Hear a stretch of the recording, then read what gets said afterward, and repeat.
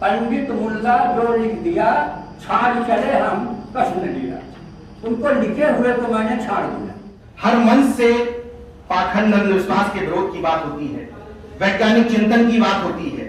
अगर इतने तमाम सारे लोग पाखंड अंधविश्वास के एक्चुअल विरोध में हैं, तो पाखंड अंधविश्वास कर कौन रहा?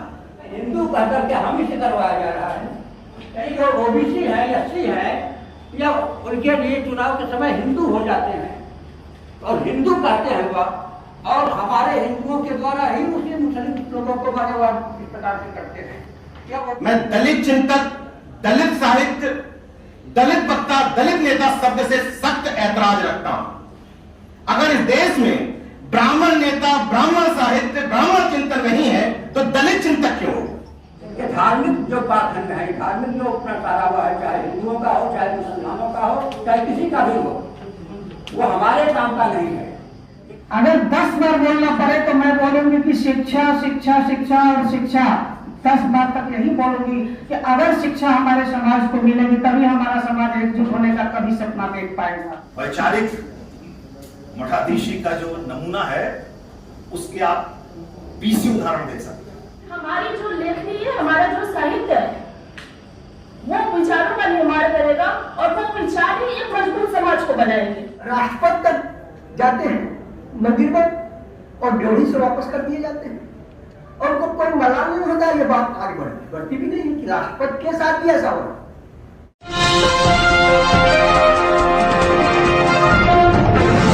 साथियों नमस्कार, मैं हूं नीरज पटेल और आप देख रहे हैं नेशनल जनमत। बीएचयू में जन लेखक संघ द्वारा एक कार्यक्रम का आयोजन किया गया। पूरे देश भर से, विभिन्न प्रदेशों से लेखक, सामाजिक चिंतक और बौद्धिक लोग एकत्रित हुए। प्रोफेसर MP अहिरवार जी मेरे साथ में हैं, कार्यकारी अध्यक्ष हैं जन लेखक संघ के। क्या मकसद है इस संगठन का? इस संगठन का एक ही मकसद है कि इस देश में समतामूलक समाज की स्थापना के लिए लोगों को प्रेरित करना और उससे संबंधित साहित्य का सृजन करना। तो हमारे साथियों ने एक लंबे समय तक जो मार्क्सवादी कम्युनिस्टों के संगठन हैं, प्रगतिशील लेखक संघ और जनवादी लेखक संघ, उनमें पूरा जीवन लगा दिया और ये महसूस किया अंततः कि उनका जो कॉन्सेप्ट है, उनकी जो विचारधारा है, उस विचारधारा में भी ब्राह्मणवाद बहुत ज़बरदस्त हावी है। और उस ब्राह्मणवाद की विचारधारा और उन संगठनों में व्याप्त विचारधारा से उनका मोह भंग हुआ और फिर उन्होंने ये महसूस किया कि ये जो संगठन है कम्युनिस्टों के नाम पर, कम्युनिज़्म के नाम पर, वो सिर्फ दलितों, पिछड़ों का शोषण करते हैं और वहाँ पर सिर्फ दरी बिछाने का काम करते हैं, आगे बढ़ने के कोई अवसर नहीं है। तो इससे जब मोह भंग हुआ तो उन्होंने फिर अपना अनुसूचित जाति, जनजाति और पिछड़े समुदाय से जुड़े हुए जितने लेखक, अल्पसंख्यक समुदाय के लेखक थे, उनको संगठित करके और एक पूरा देशव्यापी संगठन बनाया।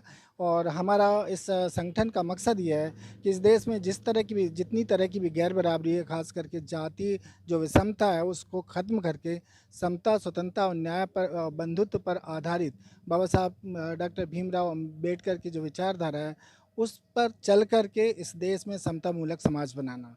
तो इस उद्देश्य को लेकर के हम आगे बढ़ रहे हैं। आज कितने प्रदेशों के लोग आए थे? आज लगभग 10 हिंदी भाषी राज्यों के हमारे यहाँ जो प्रतिनिधि थे वो शामिल हुए। हर राज्यों से 2 से 4 प्रतिनिधि शामिल हुए, जिसमें मुख्य तौर पर आपका दिल्ली, हरियाणा, राजस्थान, मध्य प्रदेश, छत्तीसगढ़, बिहार, झारखंड और उत्तर प्रदेश में बड़ी संख्या में यहाँ प्रतिनिधि, लेखक, कवि, रचनाकार शामिल हुए। और उसका विषय था बहुजन साहित्य की दशा और दिशा, और साथ में वाराणसी का प्रथम जिला सम्मेलन भी था। यह एक महत्वपूर्ण सवाल, ऐसे समय में जब लेखन, कवि, ये तमाम लोग भाट बन के रह गए हैं, दरबारी बन के रह गए हैं, ऐसे समय में स्वस्थ चिंतन, स्वस्थ लेखन जिसमें बहुजन की बात हो, साहित्य की बात हो, ये कैसे डेवलप करेंगे? जन लेखक संघ वस्तुतः उन सबसे अलग है। हमने विषय प्रस्तावना में ही इस बात को स्पष्ट किया था कि इस देश में जो लेखकों का समूह है वो 2 भागों में विभक्त है। एक पूंजीवादी और सत्ताधीश उसका चारण भाट बना हुआ है, और दूसरा हमारा अपना जन लेखक संघ है जो आम जनता की आवाज़ उठा रहा है। तो आम जनता के हित में जो लेखन कार्य हो रहा है, जो आयोजन हो रहे हैं, जो संदेश दिया जा रहा है, वो आम आदमी के हित में है और इस देश के हित में है। कैसे जो नए मतलब नवयुवक हैं, उनको लेखन के क्षेत्र में कैसे प्रोत्साहित करेंगे? बहुत सारे नवयुवकों ने हमारे यहाँ अपना वक्तव्य रखा है, कविता पाठ किया है, अच्छा लिख रहे हैं। उनको जोड़ने की ही मुहिम है। खास करके हमारा टारगेट है कि जो सो कॉल्ड एलीट जो लेखक संघ है देश में, जो खुद को अभिजात तबके के कैटेगरी में रखा है, जो यूनिवर्सिटी के मठाधीश बने बैठे हुए हैं शिक्षण संस्थाओं के, उससे परे जो आम जन के बीच में लेखन कार्य कर रहे हैं, आम जन के लिए लिख रहे हैं, वो जनसाधारण लोगों का ये संगठन है। और जनसाधारण लोगों के बीच में जाकर के ही ऐसे हजारों की संख्या में जो साहित्य सृजन में लगे हुए हैं उनको खोजने के अभियान में ही हमारा जन लेखक संघ लगा हुआ है। और निश्चित तौर पर इसमें फिर बड़ी संख्या में युवाओं की भागीदारी हो रही है। आपका क्या नाम है? शांति यादव। कहाँ से आई हैं? मैं मधेपुरा बिहार से आई हूँ। बिहार से केवल एक कार्यक्रम में शामिल होने के लिए? जी, ऐसा क्या खास है जन लेखक संघ में? उसकी विचारधारा, आइडियोलॉजी, क्या चीज़ आपको पसंद आई? मुझे ये लग रहा है कि साहित्य में एक स्थापना है कि ये अभिजन साहित्य है और उस साहित्य ने लोगों को, आम लोगों को साहित्य में उभरने नहीं दिया है। जो भी अभी तक उभर पाए हैं बड़ी मुश्किल से, बड़ी जद्दोजहद के बाद। उसमें भी आप देखेंगे जो पुरस्कारों की जो सूची देखेंगे तो आप उसमें देखेंगे कि अभिजन को छोड़ करके जो इधर की जो मतलब बहुजन का जो साहित्य है उसको कहीं कोई स्थान नहीं दिया जाता है। तो ये केवल ये नहीं है, आप पत्रिकाओं को देखेंगे, आप अखबारों को देखेंगे, आप मीडिया में भरा हुआ देखेंगे, आपको ढूंढने पर नहीं मिलेगा कि अभिजन साहित्य या उनके पत्रकारिता के बीच में कहीं भी बहुजनों को स्थान दिया जाता हो। तो यह वास्तव में एक मुहिम है कि क्यों नहीं, अगर ऐसी कोई बात है हमारे यहाँ स्थापित जिसको तोड़ने की ज़रूरत है तो हम कैसे तोड़ सकते हैं? जब तक कि हम अपने बीच में एक साहित्यिक परंपरा न स्थापित करें, हम पुरस्कारों की परंपरा न स्थापित करें, हम एक दूसरे को प्रोत्साहित करने की परंपरा न स्थापित करें, तो सवाल ही नहीं है कि हम उभर करके उनके समांतर या उनसे आगे बढ़ करके अपने साहित्य को रख सकते हैं उनके सामने। मतलब बढ़ करके रखने का मेरा मतलब है कि काम हमारे यहाँ हो रहे हैं लेकिन उनको उभरने का मौका नहीं दिया जा रहा है। तो हम लोग चाहते हैं कि यह जो हमारा संगठन है, यह या ऐसा जो भी संगठन है, हम लोग उसके साथ हैं जहाँ बहुजनों के साहित्य को मुखरता से रखा जा सकता है।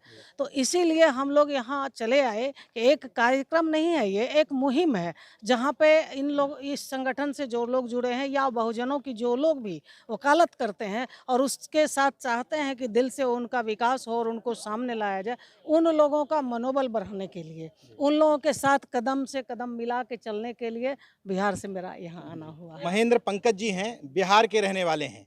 शरीर से जिस तरीके आप दिख रहे हैं, विचारों से उतने ही ज़्यादा स्ट्रांग हैं।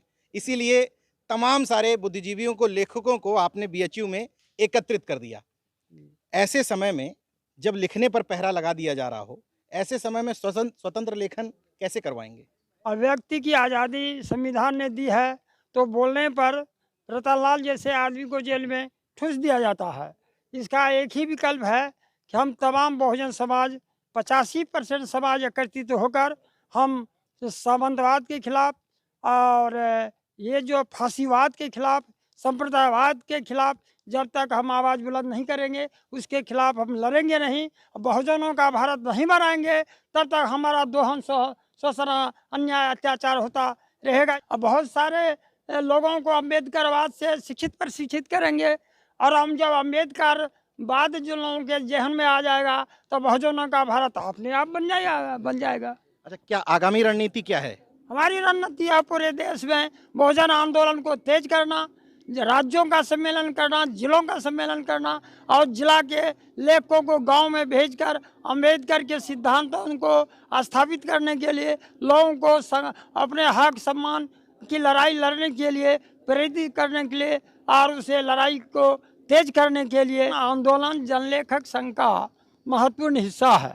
सामाजिक न्याय और बंधुता के आधार पर समाज में समानता का पक्षधर है और सामाजिक लोकतंत्र के लिए जनता को तैयार करना, अपने हक अधिकार और सम्मान की लड़ाई के लिए सड़क पर उतारना। जनलेखक संघ के कार्यकर्ता इस काम में गांव-गांव जाकर जुड़ेंगे जनता से और जन आंदोलन को तेज करवाएंगे।